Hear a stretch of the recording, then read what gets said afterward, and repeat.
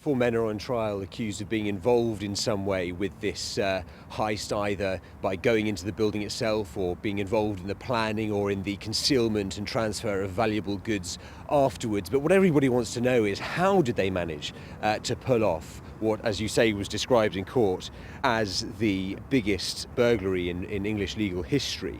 To allow this man, who was known to them for at least a year, who they knew had a relationship with a radical form of Islam, a failure to prevent him from getting on a high-speed train travelling across the continent, that doesn't seem to be on people's minds at all. This is still very much about the men who managed to subdue him and overpower him on the train. But I think in the coming days and weeks there will be questions asked about what the security services could have done differently. All you have to do is look at the guest list here to realise just how highly regarded the BAFTAs are. It's the last major awards before the Oscars, and those who do well here traditionally go on to do well in LA.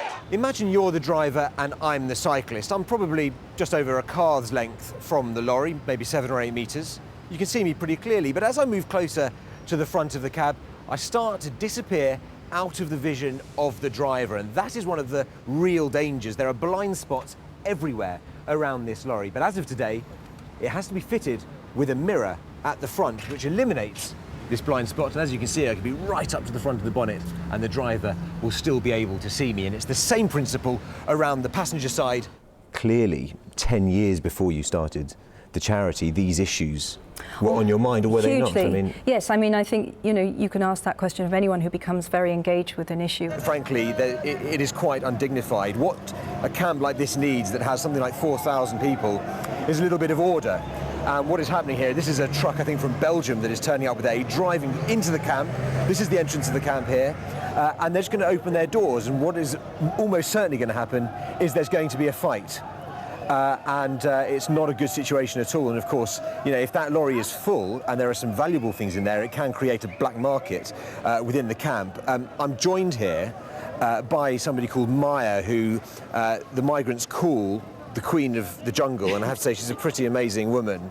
You haven't had a day off in months. Yes. You are tired, and it's fair to say that you're frustrated today with all this generosity that is coming here. Frustrated is not the word. I'm very sad. We kind of just thought we'd get here and unload the food and give it out and see and speak to migrants and hear their stories, but actually it hasn't been possible to distribute any of the food or the tents or the blankets or the jumpers or the clothes that we've come with, because, as you saw right at the beginning, it does just create chaos. So the message is, if you're thinking of coming here, you're very, very welcome to do so, and all the aid is welcome. But please do get in touch with the people like Maya who are running the show here, because they can make sure that it's organised, and those who are slightly weaker and slightly more vulnerable here also get what they need.